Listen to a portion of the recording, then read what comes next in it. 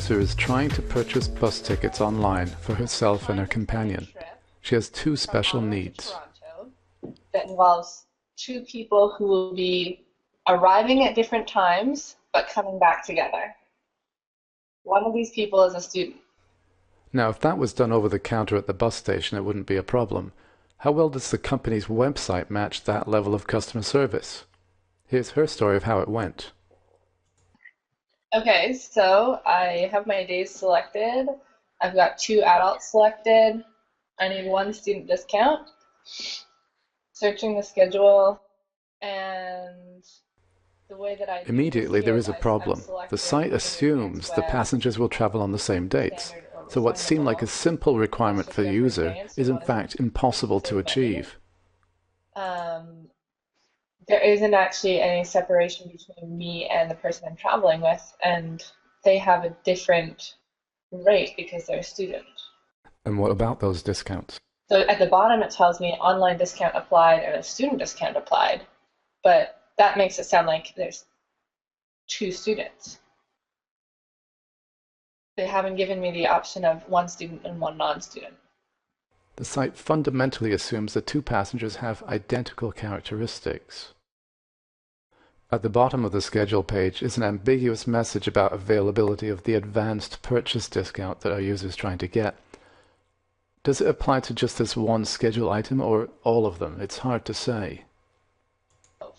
Like any online customer, this user wants to know how much she will have to pay for the items she's buying. However, that there's not even any prices on this at all. I don't see any of that information, and I have to fill out all of my info before I actually see how much I am going to be paying. The user is uncertain about how much the trip will cost her. That might not be so bad if she was sure that the discount she wanted and has been promised will actually be applied. There are two kinds of discounts involved, the advanced purchase discount and the student discount. She realizes that she can't get the student discount this way.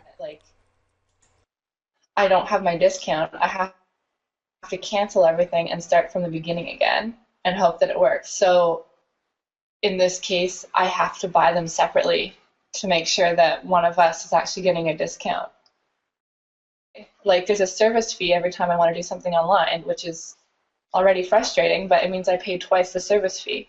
So beyond the extra effort involved, the workaround will cost her extra money because of the service fees.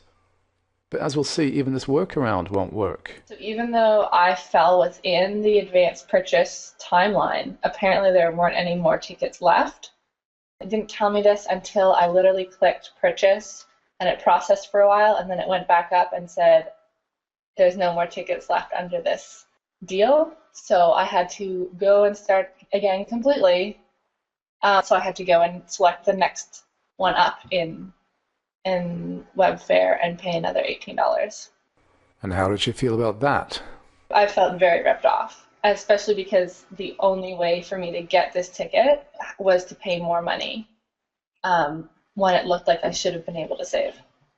The website offers online ticket purchasing and even promises discounts as incentives for booking online. But even from this one user's story, we can see that some fairly ordinary use cases are not accommodated. The result is frustration for the customer and obstacles to the online business itself. But from a design perspective, there's an available solution, an obvious one. It's called a shopping cart.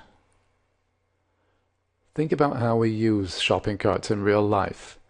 If we're shopping for breakfast food, we don't fill up the cart with cereal and then head to the checkout and then go back to load up on milk and head back to the checkout again. But that's what this website forces the user to do.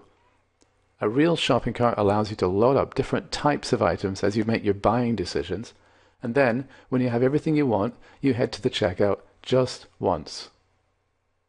So what are the lessons we can learn from this user's story? What could make this online business perform significantly better?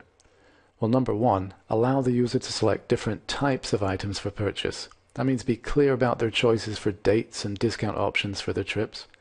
Number two, give feedback on what they've selected. Don't make them guess or gamble or hope that it's all going to work out in the end. Number three, a primary design rule here, never throw out the user's work. Don't make them redo the same work over and over again. Number 4, it's also important to make sure the items are available as advertised. Indicate clearly when they're sold out. Number 5, let the users add items into their cart as they're making the buying decisions, and when they're ready, let them do just one checkout.